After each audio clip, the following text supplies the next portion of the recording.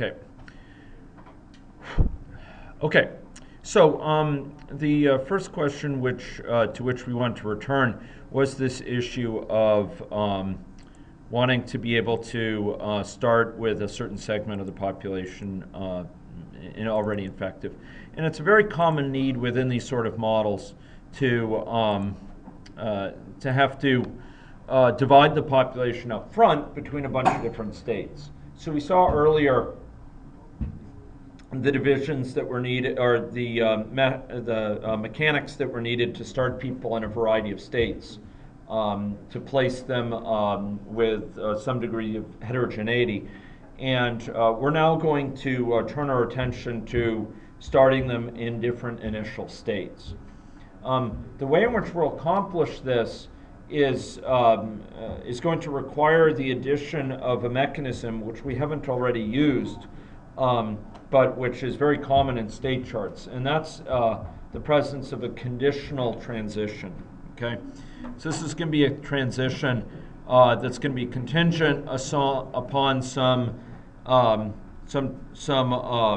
state of the system, and specifically, we're going to make this transition from the entry point to the state chart to different states of that state chart. Okay, so the states of the state chart will, the initial population will be distributed not just to a single initial state, but to a wide range of initial states. Okay, we're going to, by way of an exemplar for this, we're going to examine dividing them between two states. Susceptible and infective, and it can be generalized for recovered individuals as well. So in order to accomplish this, what we need to do is we need to modify this model, and I think we're going to stick with that for the balance of the day here to answer some of the other questions which have arisen as well. So specifically, we're going to enlarge this state chart so as to have initial people be divided between two states, susceptible and infective, okay? Specifically, we're going to add in a special component for state charts that's going to divide people up to two different pathways. So where would we look for components of a state chart within AnyLogic? The state chart palette is right. So we're going to go down to the state chart palette, and we're going to put in place a branching transition here. And this branch is one of the branches is going to go to susceptible, and the other branch is going to go to infective. Okay, so I'm going to hitch it up like this, and we'll prettify it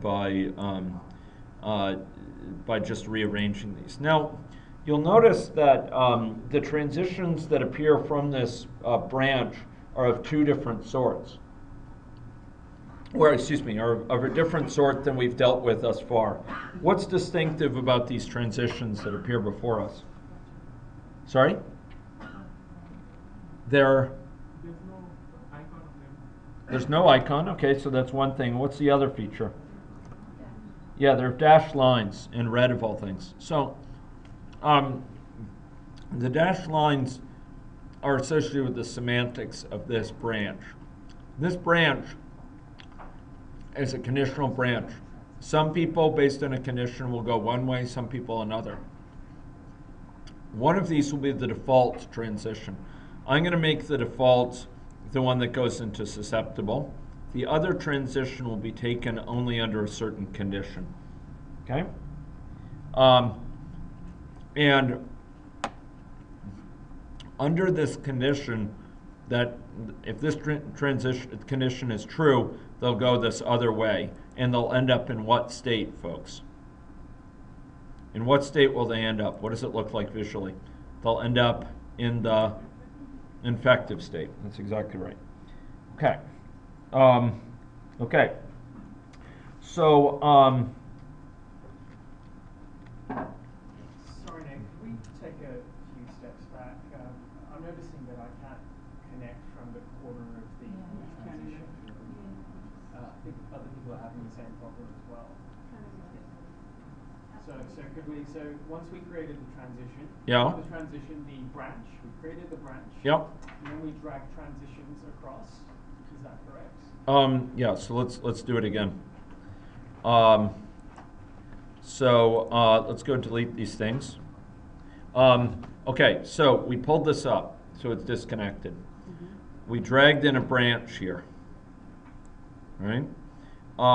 We dragged in a transition from the branch, and we then dragged this over, and we connected one up to there and one up to here, and I just dragged it out like that. Well, I don't think it's a matter of working. I think it's a matter of the logic is the same. That's actually a aesthetic thing. It's not actually a functional thing. But in terms of the aesthetics of it, you'll notice if it's coming from down here, it connects with that point. Whereas if I simply pull it up here, it will connect at this point. So where you connect doesn't signify anything? No, it signifies nothing. Okay. Yeah. Sorry about that. No, it's no problem. And I can understand why, from an aesthetic standpoint, it's displeasing to have it emanating from the same point. Although the transition, it has a difference if the transition in this transition state that it goes inside or outside. That makes a difference. Oh yeah, this makes a difference. If that is out, then That's a very good point, Annie. So let me emphasize that. So if this thing comes, you'll notice this transition is entirely within the state, and what that means is that it never leaves the state.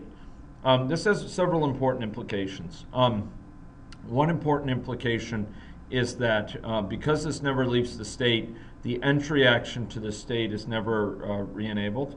A second thing is, because it doesn't leave the state and come back in, the timing of outgoing transitions is not recalculated. If you by contrast were to leave this state, if I were to add a thing here and I would have it actually go out and come back in, the semantics of that is actually different. It looks like it's coming back to it, but it's coming back by leaving it and coming back in. And that's actually it has a different semantics to it. In general, you want to be clear about whether you want to really leave the state or whether or not. I've done it here in a way that doesn't leave that state. So thank you, Annie. Okay. Well, the shape of the line doesn't matter, but whether it crosses borders or touches That's right. the state. That's right. Now, with respect to, so thanks, Annie. With respect to these lines here, ladies and gentlemen, one of them is going to be the default. The ones that are shown in dots it indicates the default. And there can be only one default logically. So we're going to leave this one as the default, and then we'll call this, start susceptible, and this one here is going to be the start infective. This one, the start susceptible will be the default, and the start infective will only obtain in certain circumstances. And what are these circumstances? No, the circumstances here will be dictated purely by having a certain fraction of the population on average have this. And so one thing we could do is we could say random true with a certain probability, say 10%. And what this would indicate is for each person, when they begin their journey into this state chart, they'll flip a coin. It would be a weighted coin, a biased coin. With probability 0.1, with 10% probability, they will start infective. Otherwise, they will start susceptible. Okay. So you'll notice that in this revamped state chart, there's exactly one dotted transition. And what does that represent? Can you tell me? It's the default one. And this is the alternative. So what we're having here is that on average 10% of our people will start in this state. Now, it's a more complex enterprise if you want exactly 10, of your population size 1,000, exactly 100 of them to start susceptible. It is to start infective. It is possible, but you do it with a separate mechanism. And there's different ways you could do that. One of the easiest ways would be when you're specifying out at the level of the population, you could test if the index of that person is above a certain level. If so, they start infective, otherwise they start susceptible. And that can be set, the index of the person in the population being their location in the population. But this is one way to get 10% of the population to start susceptible. I'm going to actually make it less than 10%. Given that we're dealing with populations of the size that we are, I'm going to make it, say, 2% of the population.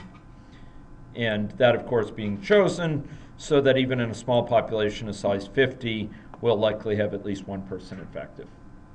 Okay? Here, what did I do? For this transition, I set it, and I'm going to put this up on the big screen. Random true, 0.02. Okay? Sorry?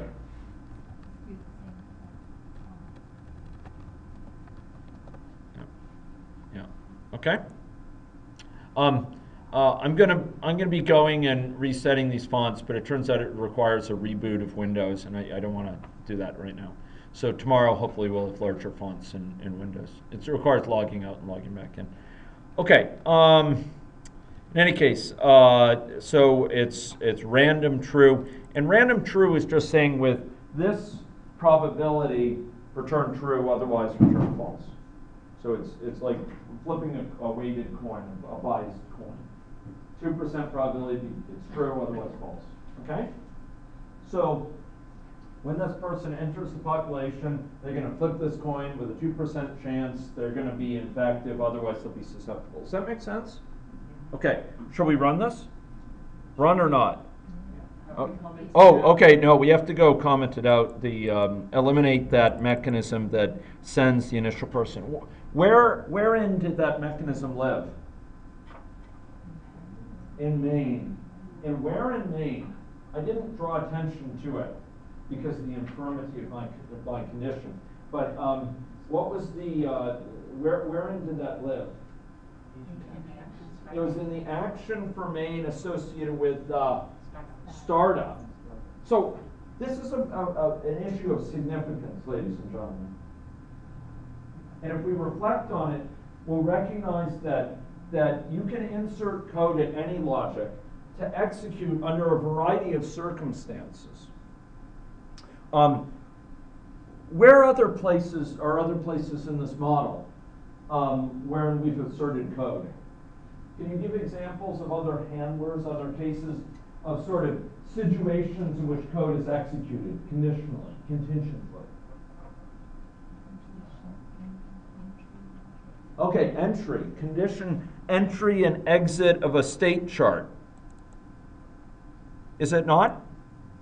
It is.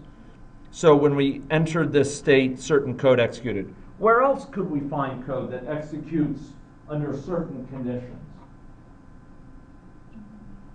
In Maine. We'll come to that one. This very code that we inserted, which now needs to be excised. Right? This code here, do you remember that? And maybe I'll make a comment. You can comment it out. So / is not back. You can put it in front of it, it'll turn it green, and that means it will ignore it. And that leaves open the path of easy restoration if desired in the future. It's not great to start having tremendous amounts of cruft bedeviling your model, but for small bits and for transient periods, it does little harm. Okay? So / in front of this. Okay? Okay, and so this is commented out. It is logically excised from our model, if not visually. Okay, so that's great. But where else do we insert comments? Can you riddle me that? Wherein do we have these handlers? Well, it turns out that they are legion within the model. For example, they live in transitions.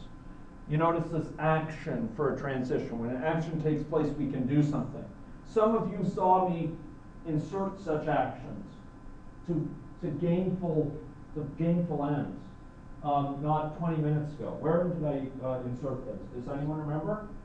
I even put it up on the big screen to display it to the class. Do you remember? I placed into the model a carefully crafted statement to allow me to spy on what was going on within that model. It was trace ln associated with a transition. Was it not? It was. So within our models, we can place code at a variety of places that are executed under contingent conditions. And in fact, perhaps at the heart of this model, it's almost its raison d'etre. We had a bit of code associated with this exposure under the action that this fired. So within AnyLogic, there's diverse handlers, these diverse places where you can insert a bit of code to undertake a certain action under certain circumstances. And making use of those opportunities plays a key role in the model building process. Okay, so we've seen in main that it has a startup mechanism and it has an on-destroy mechanism, which has somewhat transgressive sound to it, but is associated with when main is about to disappear after a model has been run, we can do things. What things might we want to do after main has run? After it's done its job and the day is over, what might it need to do? Besides sleep, the sleep of the dead. Count up the number of infected. Count up the number of infected, do some certain reporting, perhaps save the results of the model to a database, the model run to a database, perhaps output it to a spreadsheet, right? Excuse me? Have an end time? Have an end time. Okay, so yeah, I mean this will be a sort of point where it clears up, does final reporting, maybe prints information out to the user, maybe logs the run, etc. And maybe saves away pictures of what it's done. Now we have systems that will do this automatically for you. That will save away, what the model assumptions were, what the parameters were, what the random number seed was, so that it's reproducible. And in fact, it saves away a copy of the model, so that you can go back and run exactly that run later, even 6 months later, 2 years later. When you get back, revise and resubmit on a paper, you can go back and run that precise run that was used to report for the paper. A not inconsiderable benefit, I would know. But within this, on-destroy provides recourse to some final touch-up work for the model. But you will find that these actions are also found at the agent level, and indeed they're that's exciting. They're indicative of agents in general. So if we scroll in within agents, for example, we'll find that within the person agent, there's on startup and on destroy. So if there's things that need to get done when this agent is created, maybe it needs to read their information from a database. It sucks in the information on this particular agent, or gets in information about the connections they need to have with other agents over time, the dynamics of the connections. We can do this with actions on startup and on destroy. Okay? Are people comfortable with that idea of inserting code? Okay, I'm going to actually record this because